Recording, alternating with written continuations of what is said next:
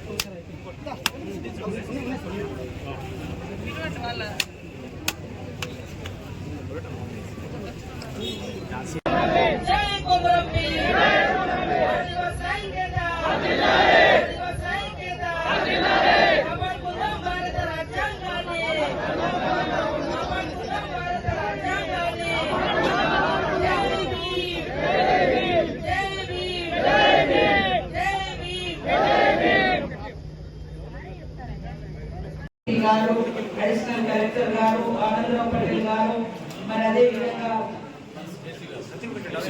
జేసీ గారు, మరి ఎక్కడ ఉన్నటువంటి మాజీ ప్రజా, ఇంకా వివిధ రాజకీయ పార్టీల నాయకులు, కార్యకర్తలు, గ్రామస్తులు, ఎక్కడ ఎవరికి ఇల్లు ఇవ్వాలి పేదవాళ్ళు అనేది వాళ్ళ యొక్క సమస్యను దృష్టిలో పెట్టుకొని మనము సెలెక్షన్ చేయాలి.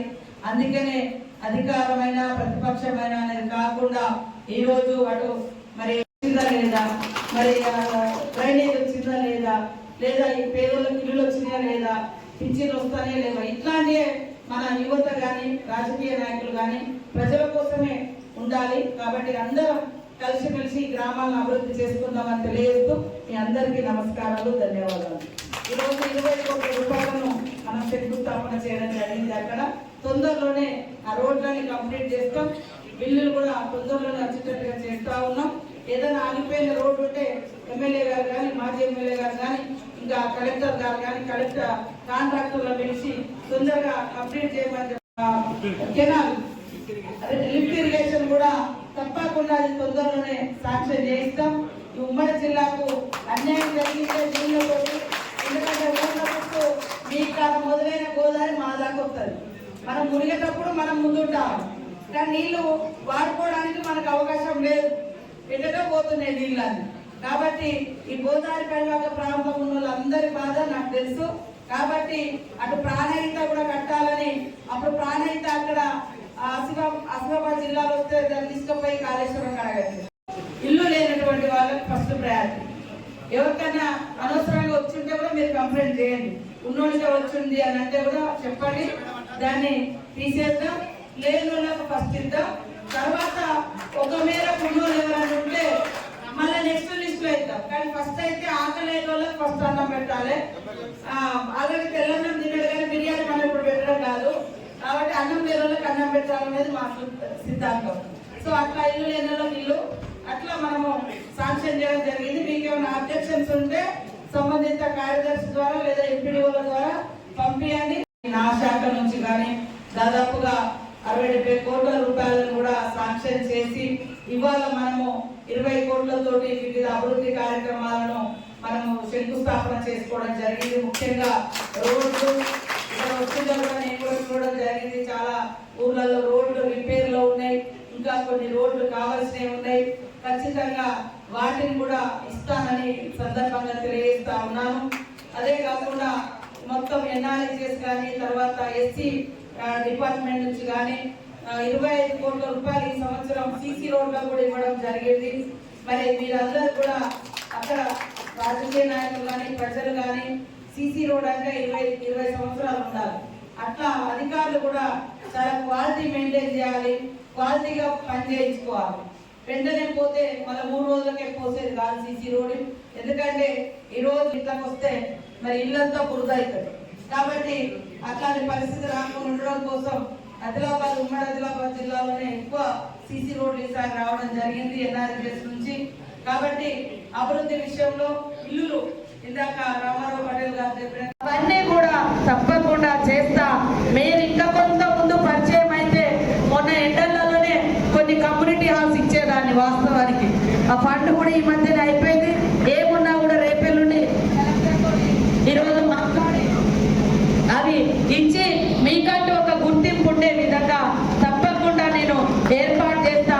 ఏ అవసరం ఉన్నా కూడా రండి. అణగారిన వర్గాలకు, పేదలకు, దళితులకు, ఆదివాసులకు, గిరిజనులకు, బహుజనులకు, మైనార్టీలకు, మహిళలకు, ముఖ్యంగా పేదలు ఎవరైతే ఉంటారో వాళ్ళ పక్షాన మనమందరం, మన ప్రభుత్వం కానీ, మీరు కానీ, మేము కానీ, అయ్యో పాపం పేదవాళ్ళు అని అంటే వాళ్ళందరం చేయుతనివ్వాలి. మీరు కూడా ఆ రకంగా ఒకరికొకరు తోడుగా ఉండండి.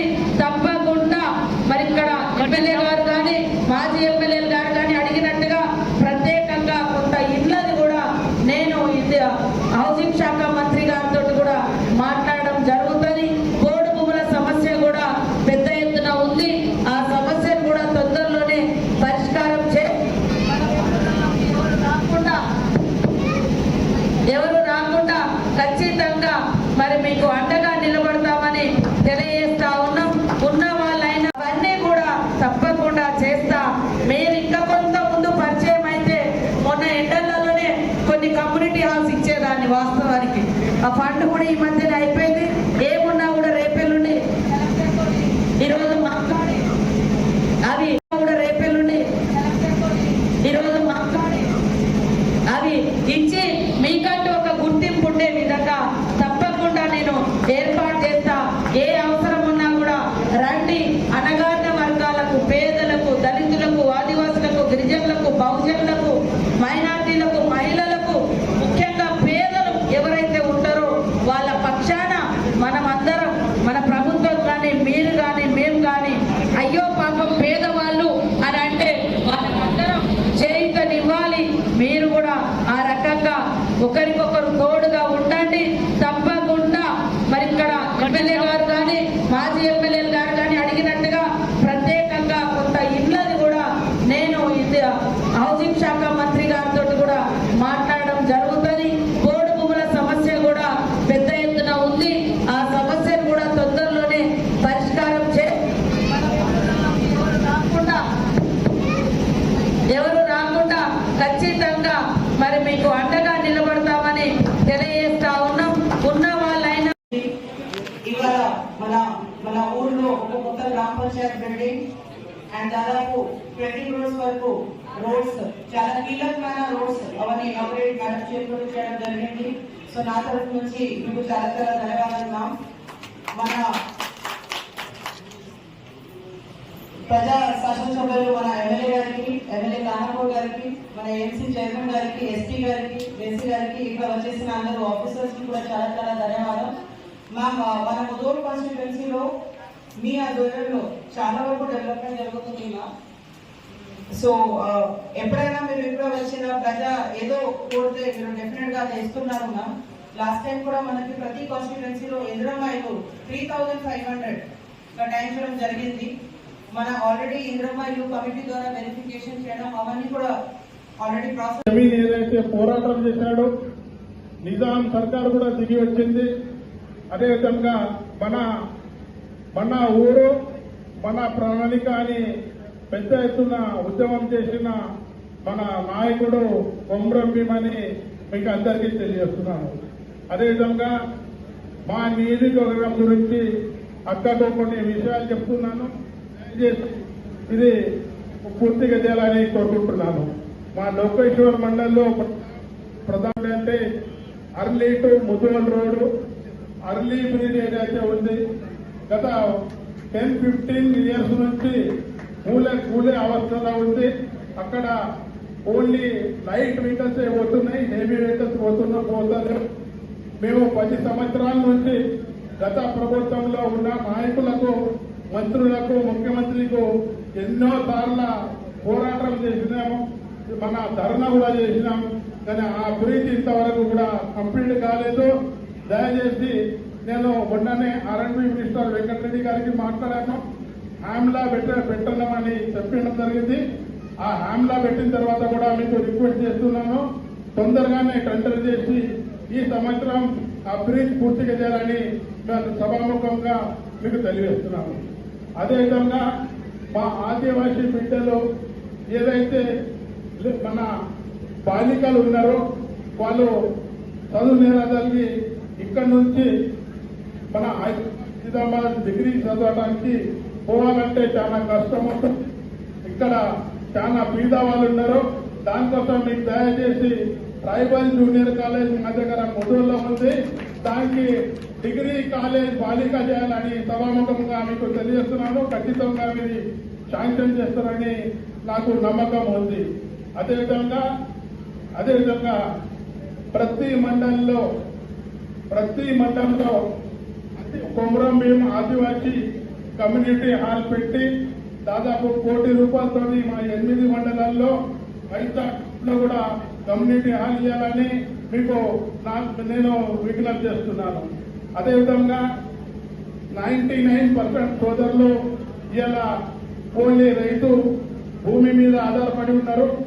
గౌళ్ళు భూములు ఉన్నాయి. మీరు మొన్ననే మీటింగ్ తీసుకొని గౌళ్ళ గురించి డీటెయిల్ గా చెప్పడం జరిగింది. ఎవరు దున్నుతున్నారో దానికి ఫారెస్ట్ వాళ్ళు డిస్టర్బ్ చేయదని చెప్పడం జరిగింది. చాలా దళితులగా, ఎందుకంటే ఎవరైతే దున్నుతున్నారో వాళ్ళ ఫారెస్ట్ చాలా తిప్పలు పెడుతున్నారు.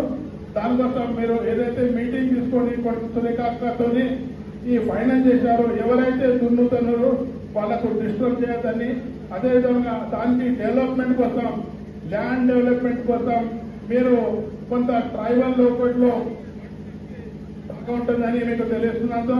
అదేవిధంగా గత ప్రభుత్వంలో గిరి వికాస్ లో బోర్లు మోటార్లు ఇస్తుంది మన